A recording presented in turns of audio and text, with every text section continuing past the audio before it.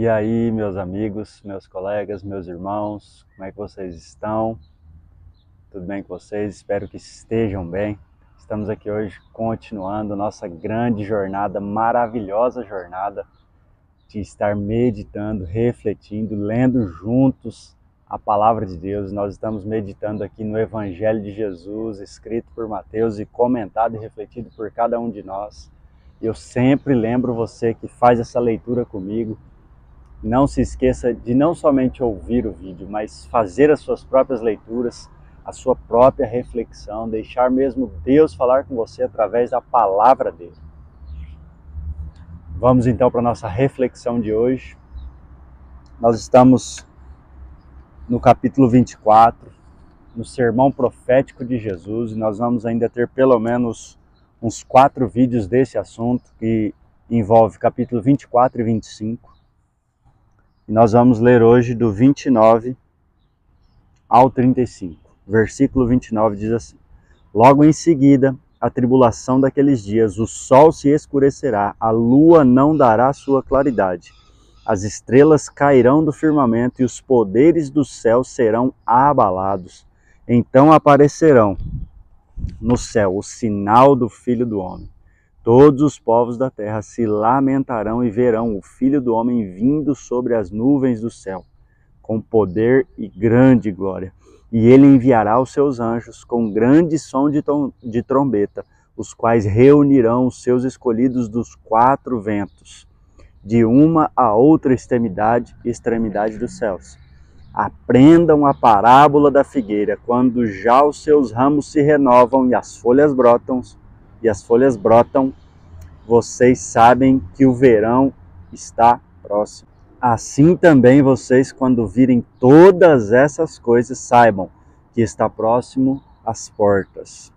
Em verdade lhes digo que não passará esta geração sem que tudo isto aconteça. Passará os céus e a terra, porém as minhas palavras não passarão. Até aqui a nossa leitura hoje. E aqui nós continuamos, o sermão profético, onde Jesus fala sobre os sinais da sua segunda vinda.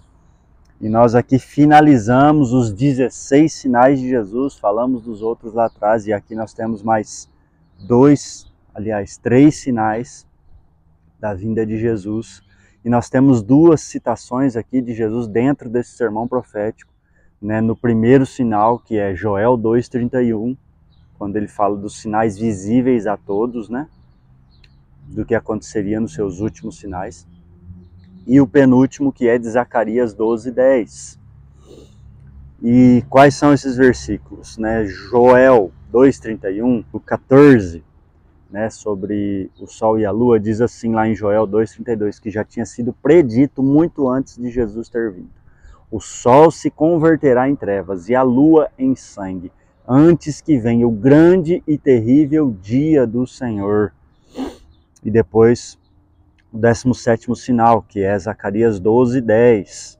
E sobre a casa de Davi, sobre os habitantes de Jerusalém, derramarei o espírito de graça e de súplica, e olharão para mim, a quem transpassaram, e prantearão como quem pranteia por um unigênito, e chorarão amargamente por ele, como se chora amargamente pelo primogênito. E aqui, esse 15º sinal de Zacarias 12:10 é falando específico sobre os povos de Israel, sobre aquele povo que não creu, como diz em João, veio para os seus, mas os seus não o receberam, negaram Jesus, rejeitaram Jesus, mataram Jesus. E nesses dias esses povos crerão, porque os sinais serão visíveis a todos e será inconfundível. E Jesus diz que eles crerão.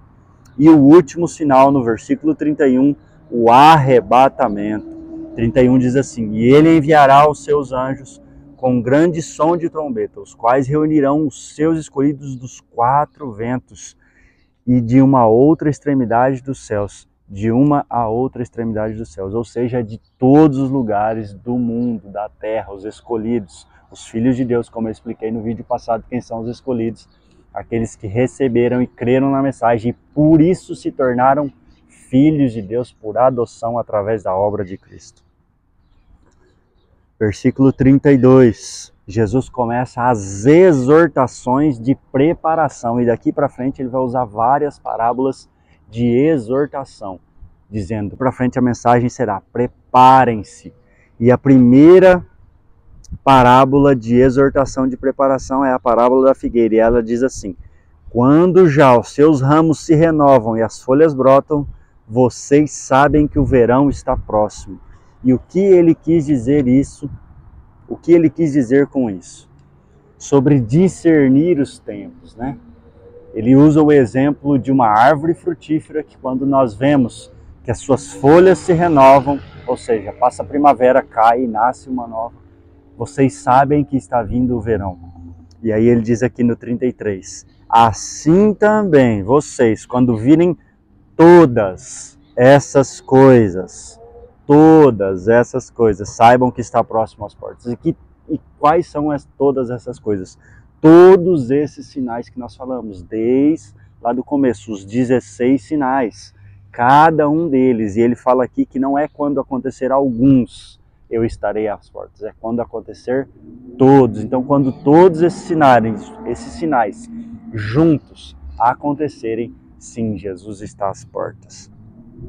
Em verdade lhes digo que não passará esta geração sem que tudo isso aconteça. E aqui tem algo muito importante para a gente lembrar.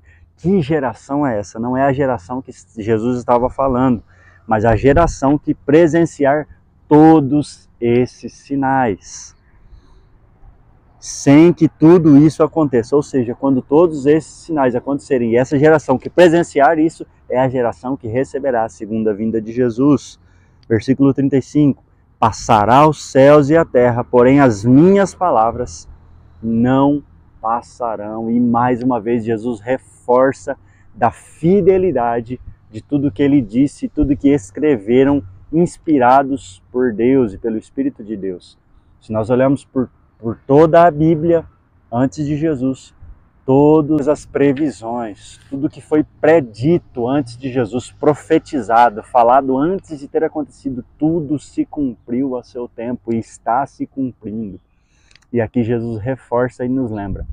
Ou seja, é fiel essa palavra, é digno de crédito, é digno de acreditar o que todos esses homens que escreveram e falaram, inspirados por Deus, se cumpriu. Quem dirá o que o próprio Jesus, o Filho de Deus, o Deus encarnado, disse? Isso se cumprirá. Lembre-se disso. Tudo o que Jesus disse acontecerá. É digno de acreditar. Vamos orar. Pai, em nome de Jesus, muito obrigado por se revelar a nós. Muito obrigado por nos dizer a verdade de quem o Senhor é. E tudo que o Senhor deseja fazer na nossa vida e na vida de todos que passaram nessa terra. Muito obrigado porque o Senhor se revela em poder e glória para a salvação.